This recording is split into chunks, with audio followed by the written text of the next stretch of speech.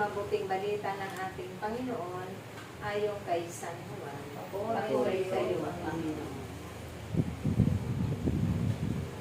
Si Jesus ang pagkain nagbibigay buhay. Natagpuan nila si Jesus sa ibayo ng lawa at kanilang tinanong, Rabi, kailan pa kayo rito?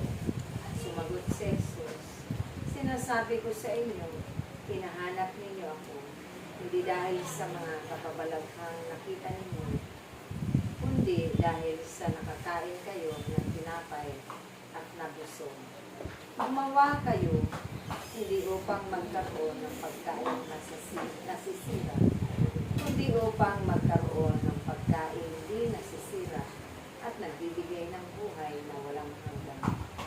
Ibibigay ito sa inyo ng anak ng tao, sapagkat siya ang binigyan ng kapatid ng Diyos Ama. Kaya't siya'y tinanong nila, ano po ang dapat namin gawin upang namin maganap ang kalooban ng Diyos?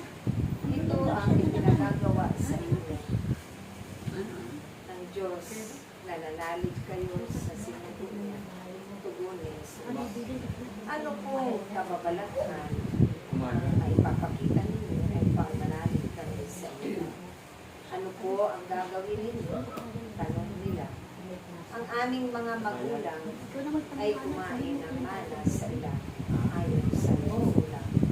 Sila'y binigyan niya ng pagkain mula sa langit. Tugtong pa nila. Sumagot si Jesus, dapat ninyong malaman na hindi si Moises ang nagbigay sa inyo ng pagkain mula sa langit. Hindi ang aming Ama. Siya ang nagbibigay sa inyo ng tunay na pagkain mula sa langit.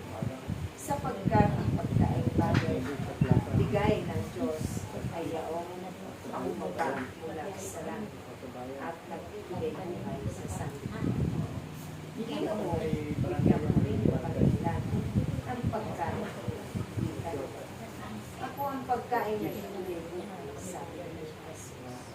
Ang lumalapit sa akin ay hindi na magugutom at ang nananalig sa akin ay hindi na magugutom. Ngunit sinabi ko na sa inyo, nakita na ninyo ako. May hindi kayo nananalig sa akin. Kalapit sa akin ang lahat ng ibinigay sa akin. At hindi ko tatabon ang sino man malapit sa akin. Sapagkat ako'y bumaba mula sa langit, hindi upang gawin ang kalooban nito, kundi ang kalooban na nagsulot sa akin. At ito ang kanyang kalooban, huwag kong pabayaan mawala kay isa sa mga ibinigay niya sa akin. Kundi muling bumayin sila sa huling araw, sapagkat ito ang kalooban ng aking Ama. Ang lahat ng makakita at manalig sa anak ay magkaroon ng buhay na walang at sila ay ulit na buhay sa huling araw. Mga kapatid, ito ang mabuting balita ng ating Panginoon. Pinupuri na namin, Panginoon. Sing hallelujah to the Lord. Sing hallelujah to the Lord. Sing hallelujah. Sing hallelujah.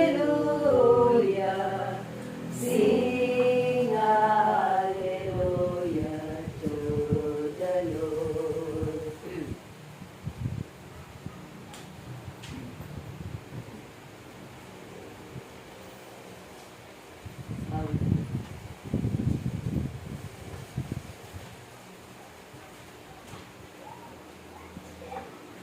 Ngayon, God is good all the time. All the time, God is good.